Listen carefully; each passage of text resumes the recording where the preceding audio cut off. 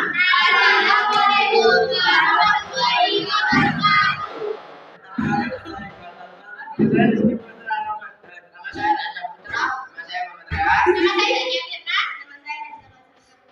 Nama saya Oranji. Nama saya Wazara Bila.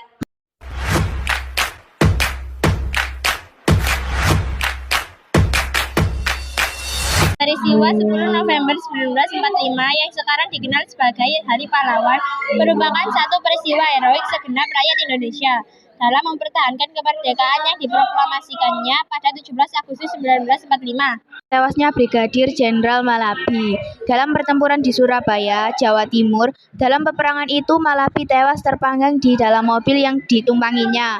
Diduga akibatnya terkena lemparan granat saat melintasi di depan gedung Internatio. Komandan Angkatan Perang Inggris di Indonesia, Jenderal Christison, menyebut tewasnya Malabi sebagai satu pembunuhan yang kejam.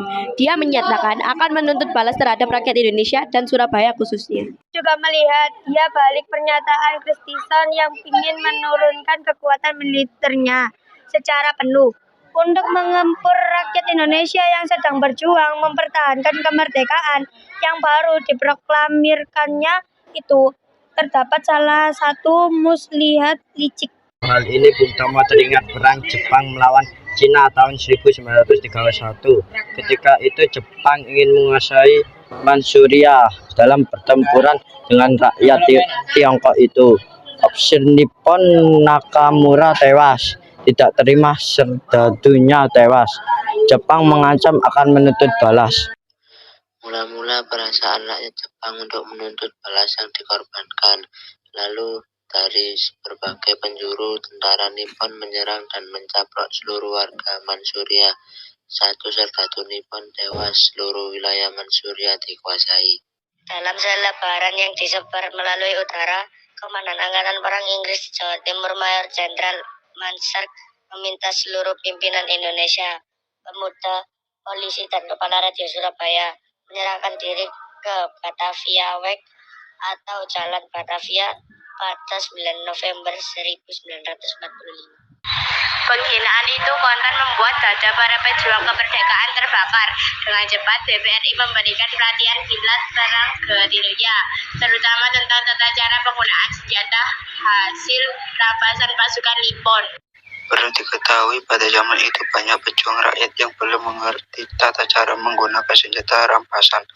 Hingga akhirnya tidak jarang senjata itu memakan tuannya sendiri dan otomatis merugikan perjuangan kemerdekaan. Setelah mendapatkan pelatihan yang cukup, secara bergantian mereka memberikan pengajaran kepada teman-temannya yang lain, dan seterusnya.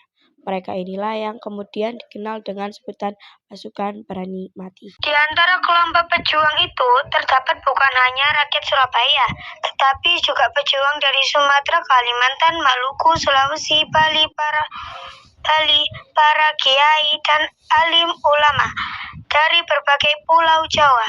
Anak-anak, pemuda, pemudi, dan orang tua semua terjun ke medan perang.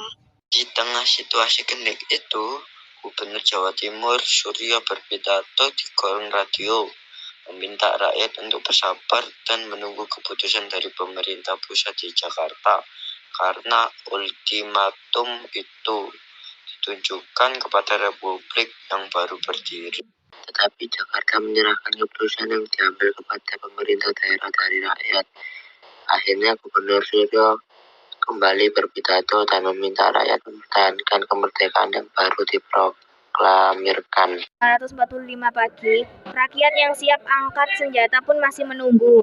Hingga akhirnya tersiar kabar, sekira pukul 9 WIB lebih, seorang pemuda melaporkan terjadi penembakan oleh pasukan Inggris. Peristiwa yang ditunggu-tunggu pun tiba. Masing-masing pasukan pemuda dikerahkan ke pos dan pangkalan yang sudah menjadi tanggung jawabnya.